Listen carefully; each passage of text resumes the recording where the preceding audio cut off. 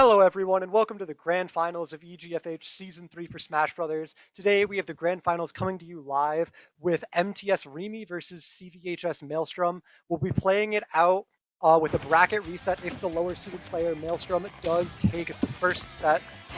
Once again, I would like to thank our sponsors, the UConn School of Engineering, the UConn Gaming Club, Mob Crush, and Playmakers Wanted for helping make this season possible. I am Toxic Gerbil. I'm joined for this set by Navik. And we are getting right into the game here. We have Rimi playing Isabel versus Maelstrom's Orin. Yeah, and I mean, immediately getting into the set here, we're slightly off there. Bit of mistiming coming in, but we do immediately get into that game. And Rimi's getting some really good damage into Maelstrom already. I believe this is a rematch as well. We've seen these two play against each other quite a bit. And this was winners finals. Yes, and last time, Rimi took it really well. 3-0, yeah. It was very clean, and already we see it only 59% on Rimi as he takes the first stock in this match, and getting another string already lapping even on this second stock here. Yeah, no, being able to get a lap in almost immediately here is definitely looking good for them. Maelstrom and Rimi getting some huge combos in as well. I mean, we've said it before, right? They're both power level players, or power ranked players. Yeah. And like, Rimi is so good on this villager, or villager Isabel. Yeah, mostly Isabel nowadays. Used to be a really big villager player. But no, yeah, they're incredibly good at playing this character. In Connecticut, they're kind of known for how much they like to go in on Isabel, typically looked at as being a very campy character. You'll definitely see Rimi being the one approaching a very large amount of time. Really likes to use that slingshot, kind of like Falco Laser's way to create those openings to help himself get out. Yeah, which you definitely want to be seeing that as well. Playing a character differently from what is expected usually gives you an odd advantage because people just aren't used to it. Yeah, definitely does. Especially with Isabel, they tend to talk a lot about how much Isabel is better for this boxing type playstyle that they say they like to have. Up tilt is such an amazing neutral tool for Isabel at stuffing aerial approaches and comboing into other aerials as well. That it really helps her in a lot of matchups that Villager would have struggled in with this playstyle.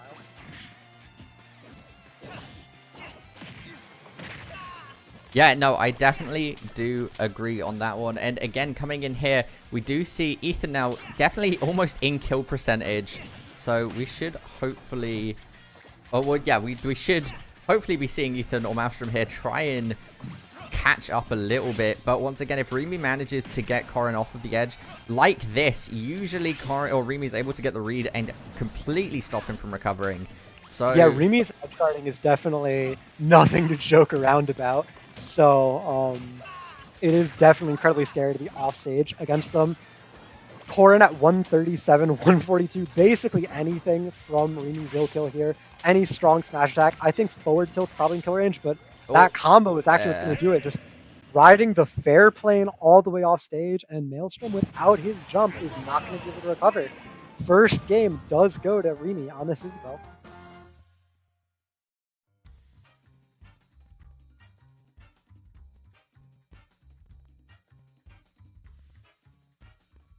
And we're going to be jumping real quick to a quick break as we fix a slight technical issue, and we'll be right back here with you guys for the next game. All right, great. Yeah, you can fix your mic.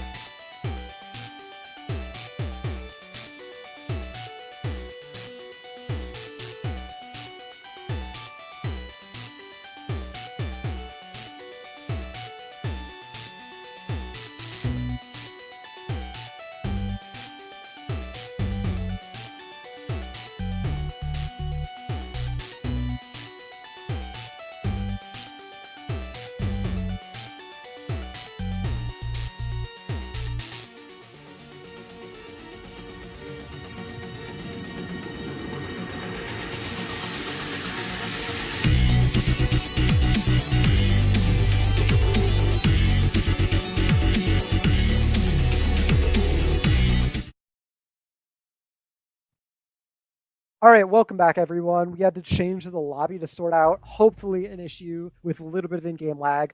We should be better moving forward now, and we are going to just get right into game 2. Same characters. Is this the same stage? I actually don't Yes, know. they decided to run it back on PS2. Oh, so is this game 1 again, or is it game 2? No, this is game 2. Okay, so Rimi is 1 up. We take game 1 up. And reminder, Rimi is the one in winner's final, so Rimi only has to win 1 set, while Maelstrom would have to win the set and the next one. And right now, Rimi does have a solid lead in this game too. Maelstrom's still yet to find a single hit. Yeah, I mean, coming in here, we do need Maelstrom to actually be able to hit Rimi here and do some damage, but at the moment... There's a solid 22% hit. Rimi's not making that an easy catch. No, Rimi's neutral game, definitely something that's very hard to find hits on. And Ethan's dropping a little too low and not quite able to recover there. We move on to the second stock, already being lapped again by Rimi. Just finding such solid strings. Isabelle not known for how much damage she can output. Most characters you hit strings this long and you get like 80%, but Isabelle content with her 50, 60% because she just has so many tools to help her get all this chip damage that it adds up, and she doesn't need those longer, these higher damaging strings. Yeah, no, not needing those higher damaging strings is absolutely phenomenal. Just being able to damage some deal so much damage in short strings as well and clear so much spacing is super, super useful. Yeah, it was Maelstrom. Can Maelstrom make it back here? Yeah, Maelstrom actually choosing to up B early, seeing Rimi wanted to shark those pellets down under the stage, opts to go high and is able to make it back. Very smart recovery there from him. Yeah, the recovery definitely worked out for him in that. But then he hangs on too long on the edge, and Rimi is able to clip him with the umbrella. Really, really smart run-up umbrella from Rimi there to catch that. Yeah, I mean, again, Rimi's playing really, really smart, right? Even at 132%, you're already 2 stocks up. You are more than happy, right? You're in rage as well, so although you die to most kill moves at the moment, you are dealing that extra damage. If you can zone out and get one of those strings coming off, you're going to catch up so well, but we should be seeing Rimi taking the stock there. No, actually DIing. Not... Oof. Apparently, Isabelle's a heavier character than I thought. Yeah, I guess. Good spot dodge there coming out from Ethan, managing to dodge the fishing rod. Ethan looking to play very aggressively there, trying to follow up on onto that and get the stock, but deciding to respect Rimi's aerial, the offstage pressure that he can apply there, and actually not going for it. 50% onto Ethan. Yeah, Rimi's still at 186, still living. That forward air out of hit lag will be what steals the stock, but a really big comeback if there is to be one from Maelstrom here. Still a full stock and a half behind, basically. And I have to kind of wonder, you know, how many... Oh, just barely missing. Game 2 going. So, yeah. To Rimi. Going toward Rimi, yeah. As I was saying, though, I really have to wonder, like, I feel like Rimi has to have played their fair share of Corins in their time, but how many Isabelles do you think Maelstrom has ever fought? Especially how many good Isabelles, right? Do you think Maelstrom has ever fought? It could very well actually be one, just Rimi. And Isabelle is a character who has some gimmicks within her kit, like the fishing rod, like the pellets that are incredibly annoying to play around, like that umbrella hitting the ledge that we saw, where you really have to have played the character and learned the matchup a little bit to know how to play around it. And I feel like that could be a really big problem for Maelstrom in these 2 sets we've seen them play. Yeah, I mean, again, it does need to come down into that, right? And I know both players are experiencing a little bit of lag. And we actually see the pocket pick coming out from Rimi here. Duck Hunt Duo. Rimi, definitely known for having the best random button in Connecticut. Duck Hunt Dog, Pac-Man also up Rimi's sleeves.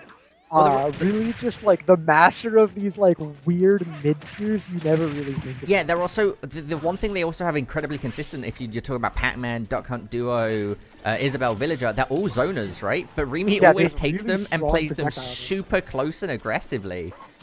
Yeah, Rimi loves that boxing playstyle, and their method for picking characters is less about how the character plays and more about how the character looks, the feel of the character themselves. So it kind of just happened to be that it worked out that it was all these zoners, even though they like going in. But it's really amazing how well Rimi can make their playstyle fit these zoning characters who it doesn't necessarily go with inherently. Yeah, and it is probably 100% worth mentioning that this is match point if Rimi wins. Oh yeah, definitely worth mentioning. I'm not actually positive what's on the line here. I don't know if it's more than just bragging rights. It is a sponsorship to the UConn School of Engineering. Oh, that is pretty nice. Yeah. So yeah, a good amount on the line here. For both of these players, Rimi on the edge of taking it, but Rimi does lose the first stock. The first time all set that Rimi has been at a disadvantage. Yeah, no, and again, this might be down to us seeing that Rimi's playing that Duck Hunt duo, right? Not quite sticking to the main. Definitely not BM, though. We've seen a lot of chatter about Rimi's Duck Hunt as well as Rimi's Pac-Man. So, I mean, yeah, I wouldn't be surprised if we see him take Pac-Man one of these games if the games keep going on. Maybe, and then yeah. if it comes into Puff, the... Yeah. Puff, I have been hit by way too many vests for Rimi's Puff in my lifetime. So it is definitely clean when they decided to be.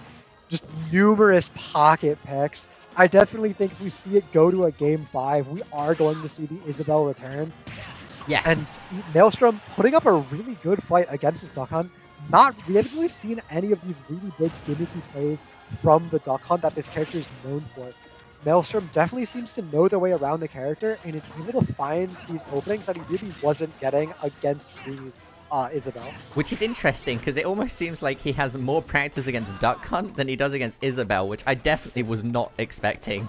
I don't know, it's kind of a 50-50 on who you have practice, right? Like, which random mid-tier do you know the matchup for? Well, apparently it's Duck Hunt. It is definitely Duck Hunt, more so than Isabel, but he does miss the attack. But Rimi drops the jab reset kill confirm there. Yeah, that could have been absolutely phenomenal there, bringing it back and resetting it back to 1-0-0% here. But Rimi's chances come in right now. If he is able to get Maelstrom into one of these kill moves, that's going to be it. Bringing it to 1-1 on the reset, 0%. This is Rimi's opportunity to take the finals now. He just needs to take this stock off of Maelstrom. We saw the 3-0 in winners finals. We might just see a 3-0 in grand finals as well. Rimi looking definitive the entire season. Could be closing it out in an equally definitive, equally clean manner. But Maelstrom does still have the lead. We can't count him out yet. He can win this and take it to a game 4 for sure. Yeah, no, could take it to a game 5. Could reverse sweep. Oh, yeah, definitely doable. He has the stage positioning. I don't think Rimi has a jump here. Duck Hunt's up, he can make it back, but still pressured, stuck at the ledge. Rimi able to take center stage back and reverse the situation, but still down almost 40% here. Yeah, no, it's not looking absolutely fantastic for Rimi in this situation, but he is closing that gap very much, and Duck Hunt can actually kill it surprisingly low percentage on these mid weight characters, right? They're not that, because I wouldn't say that Corrin is a light character. So it's, no, definitely not. Good use. Duck Hunt definitely has some early kills, but it is mostly late kills. That's but it. The run off down air. What a way to end it. That one killed at 0. What a way to end it. We're talking about these huge kill conversions. That just would have killed at 0. Doesn't matter what percent you're at. You get that read. You get that dunk into the abyss. And wow, Rimi just saying, I am the best player here, and I'm going to prove it. I'm going to take the 3-0, and it's going to be with the hard read, the hard dunk into the blast zone. Incredibly well played by Rimi. Incredibly well played by Maelstrom just to even get this far, to be a member of the final 2. Great work from both players, and congratulations to Rimi for taking the best of 5, taking the grand finals 3-0, and taking the entire season, winning that scholarship from the University of Connecticut's School of Engineering. Yeah, I mean, yeah, no, that was clean, really well played. Maelstrom looked like he tried to make a few openings there. Unfortunately, just couldn't deal with all of those projectiles coming out from Rimi. It's not a great matchup. A lot of good control characters coming out from Rimi, right? Those projectile characters definitely favored, especially with that boxing playstyle. Really brings an interesting spin to a lot of how those characters are usually played and countered against. And yeah, I mean, that's about it for Smash. That was an incredibly fast set. But again, congratulations. Yeah, we started out a little behind schedule. I think we made up the time. Yeah, here. I think we did. And of course, next week we will have the national games coming, and I believe Rimi and Maelstrom will both be there. They're the top 2 seeds of the region. So you will be seeing them playing once again next week, and we might end up seeing a rematch. We very well could. Though Nationals, is Nationals the top 2 from Connecticut, the top 2 from Alaska? Yes, it is. is. From the East, top 2 from Alaska? You know, I personally Pulse would like to see Pulse versus Rimi. That could be fun. That would definitely be a sight to see.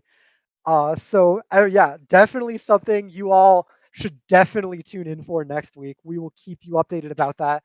And we have Rocket League coming up later today, right? No, we have Smash coming up. We had Rocket League or Overwatch coming up. We had Rocket League just before. Even bigger, yeah.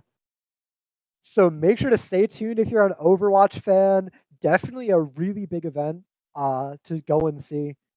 Yeah, and we will be once again hopping into a quick break now as we set up for Overwatch. But before we do, I would like to say that I have been Toxic Gerbil. You can find me on Twitter at toxic_gerbil.